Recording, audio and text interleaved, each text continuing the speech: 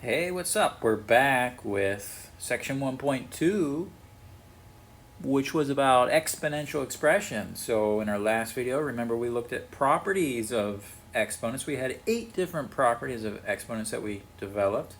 We're going to leave those at the top of our screen. We want to get onto some exercises similar to you might encounter in your homework. So this is kind of core material. This is kind of the material to be tested over, these sorts of exercises. Everything else we've done so far has been laying a background.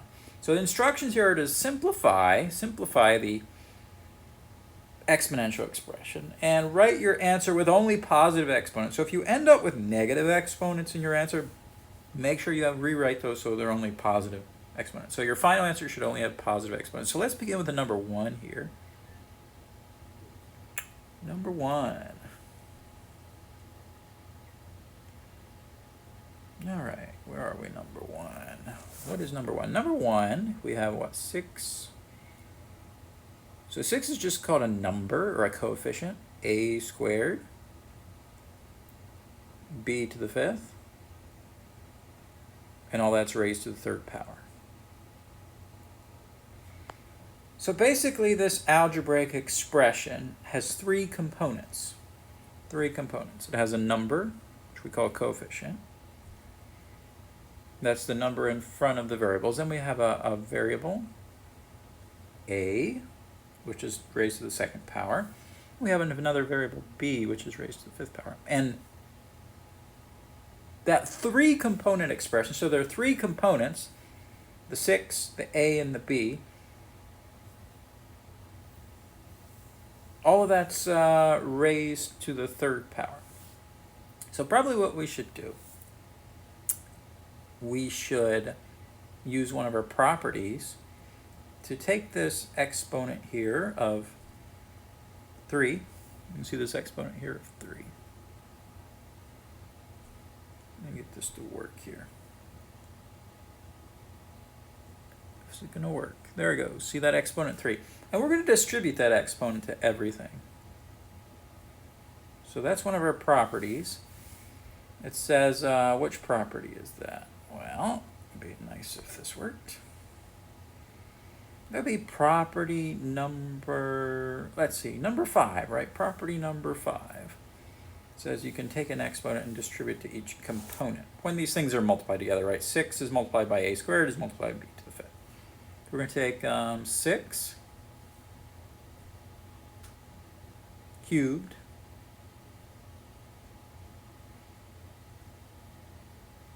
a squared cubed. So I'm leaving that a squared in parentheses. I'm putting a parenthesis around my a squared, and then b to the 5th. And that gets cubed. Yeah. So when you have 3 different things multiplied together, and you have a big exponent of 3 out there, you can distribute that exponent of 3 to every single component. Now, first of all, we have to do 6 cubed. 6 cubed is the first thing we want to simplify. What is 6 cubed? Well, if you think about what 6 cubed is 6 times 6 times 6. I'll do this to the side. Here's a little bit of scratch. Right? 6 cubed means what? 6 times 6 times 6, which is 216, right?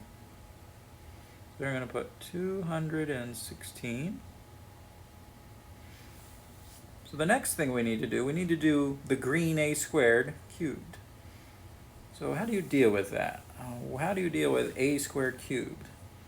Well, if you look at property number 4, right, when you have an exponential expression raised to another exponent, you multiply the 2 exponents. So here we're going to take 2 times 3, we're going to get 6, right? We're going to have a to the 6th power. Again, that's taking the 2 times the 3 to get the 6.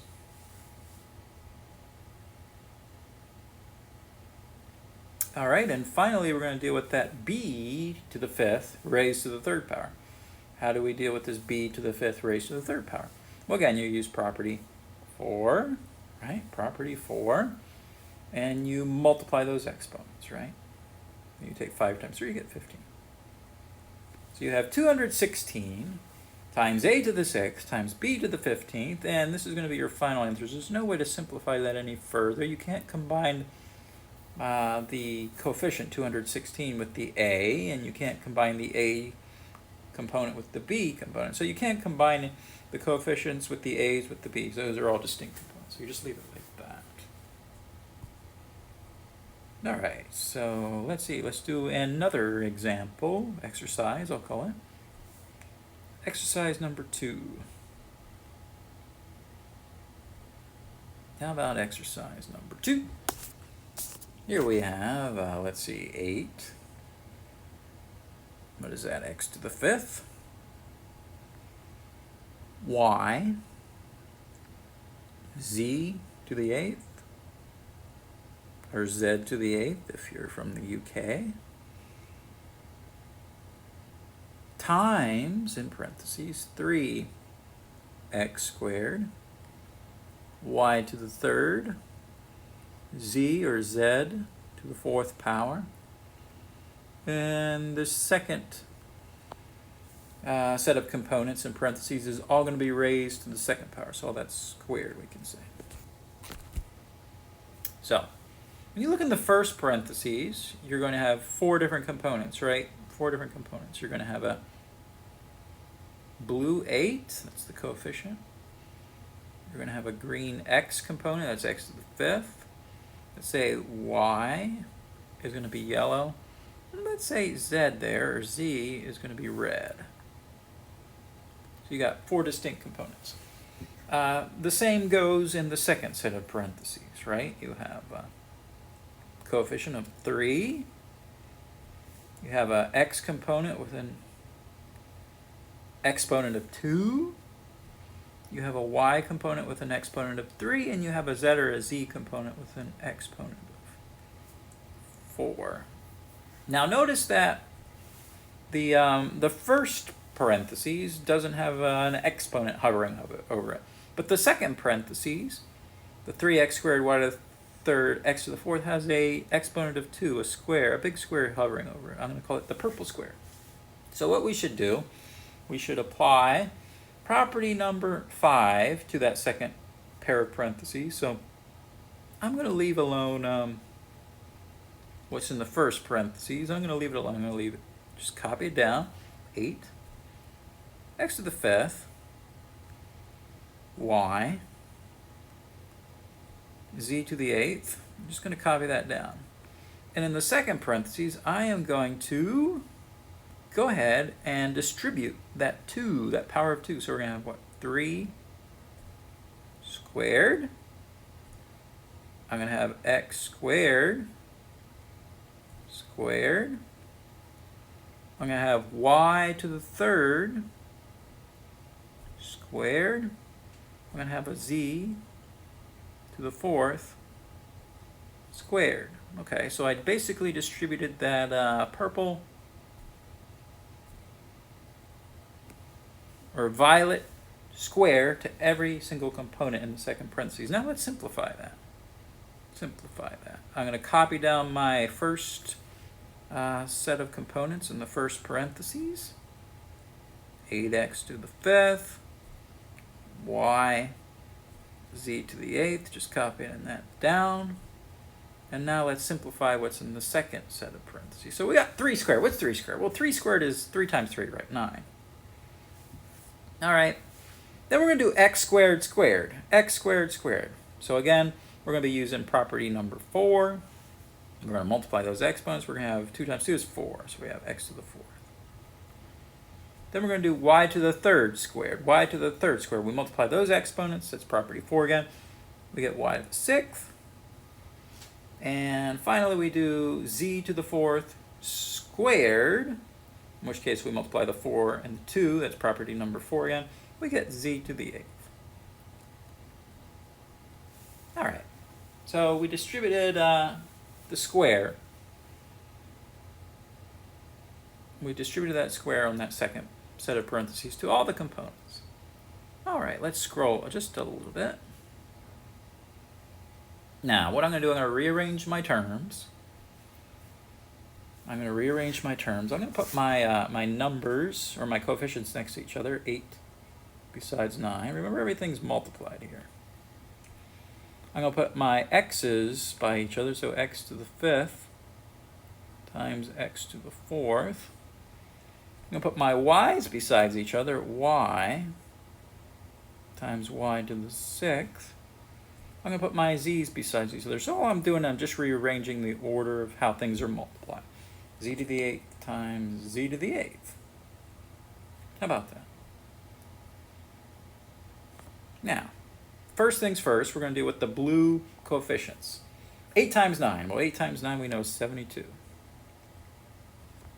How do we deal with multiplying two exponential expressions with the same base? So here we have x to the 5th and x to the 4th, right? They have the same base. They're both base x. Crap.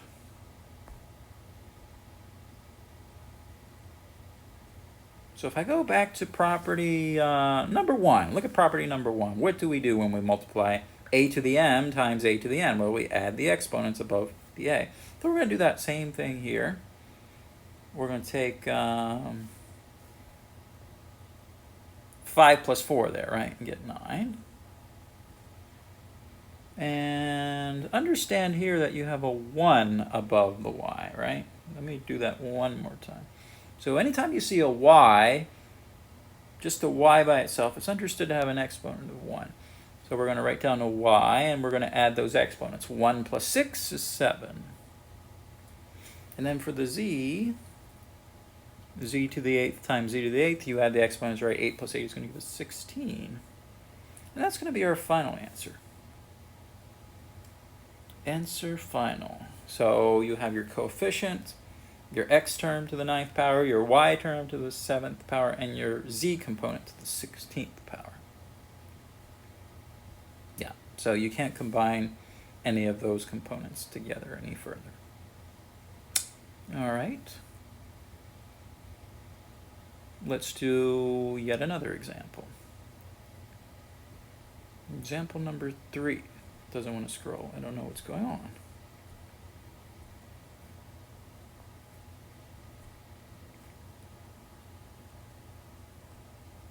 So exercise 3.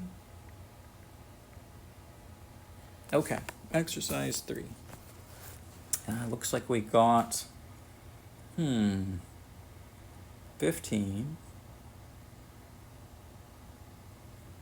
a to the 3rd b squared, all divided by, so we're dealing with fractions this time, 3 a b to the 4th, and then the whole bottom is cubed, or raised to the 3rd power.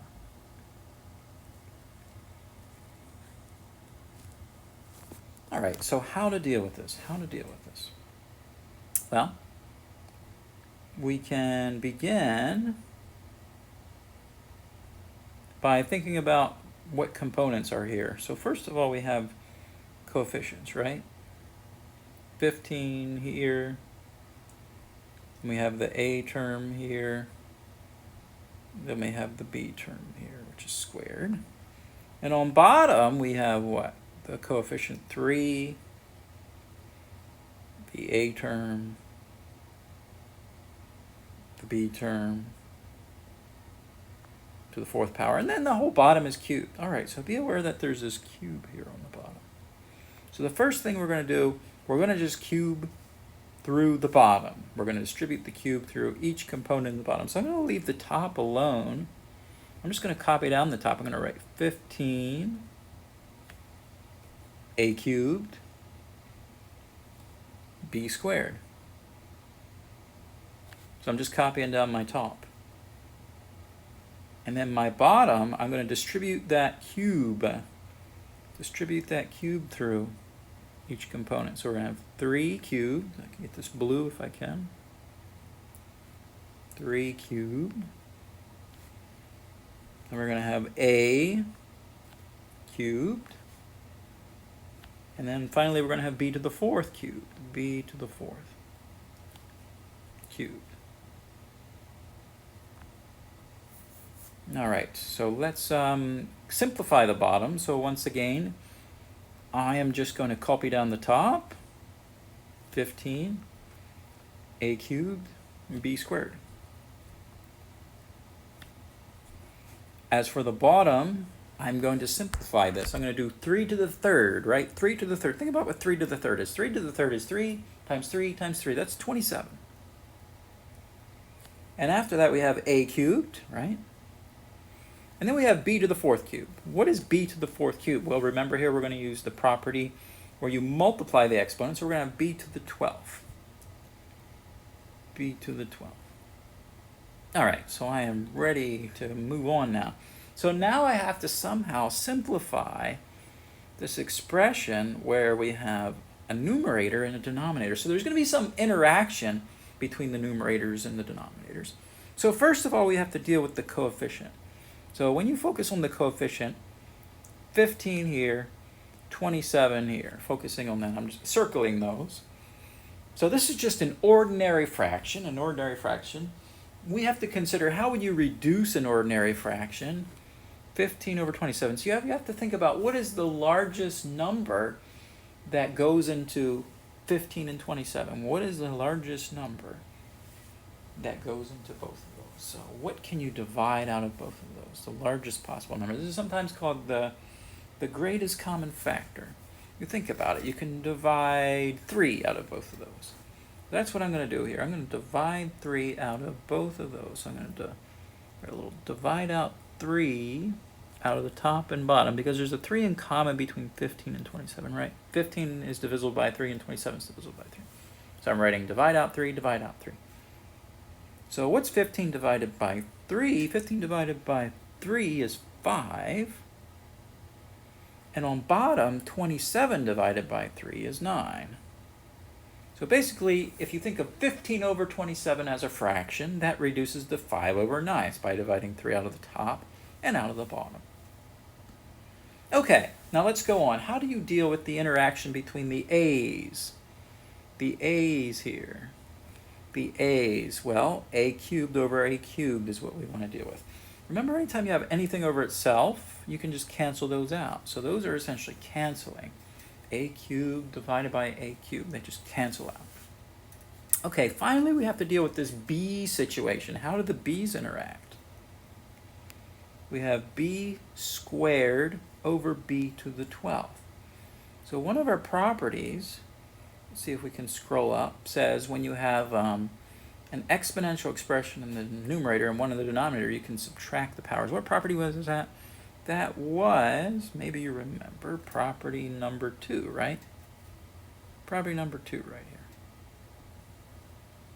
Because you can subtract the exponent. So let's see if we can do that here. So what I'm going to do, I'm going to copy down a b. I'm going to take the top exponent 2 minus the bottom exponent 12. Okay. So let me continue. I have 5 on top of my fraction, 9 on bottom of my fraction. I'm going to have b on top for now anyway. And what's 2 minus 12? Well, 2 minus 12 is negative 10. Negative 10. That's how we do that subtraction, right? 2 minus 12 is negative 10. But remember our instructions. What were our instructions? We can't have negative exponents. No negative exponents. So what do you do when you have a negative exponent? You take it to the bottom. You take the expression to the bottom, and you make it positive. So here we have b to the negative 10 is going to come to the bottom and become p to the positive 10. So that's how you were going to deal with our negative exponents. All right, so there's our final answer. 5 on top over 9 times b to the 10th power. All right, so maybe one more quick example, and we'll stop and then move on to a few more examples. All right, so here's number 4. This will be the final example in this video.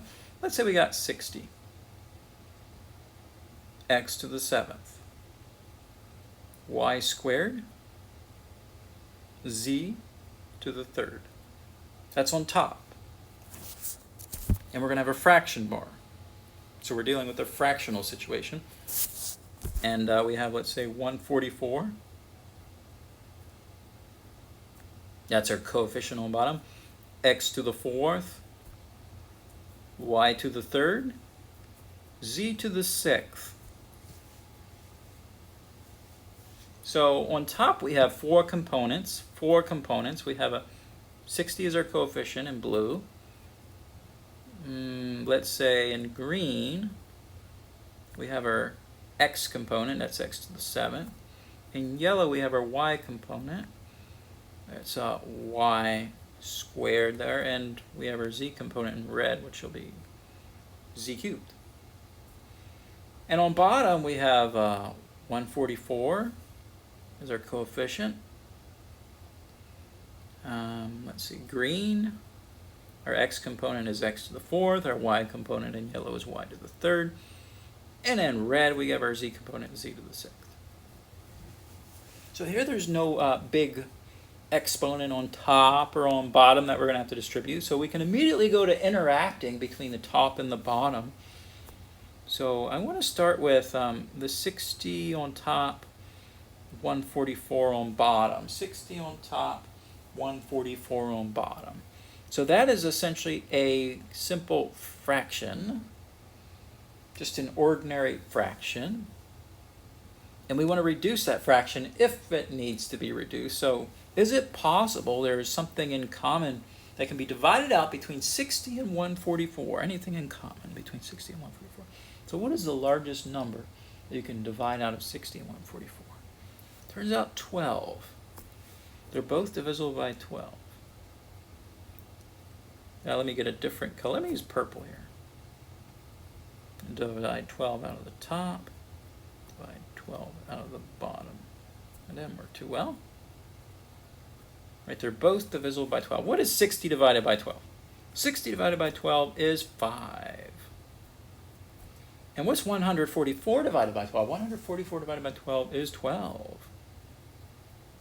Okay, so that's how we deal with the straight up coefficients. We reduce that as an ordinary fraction.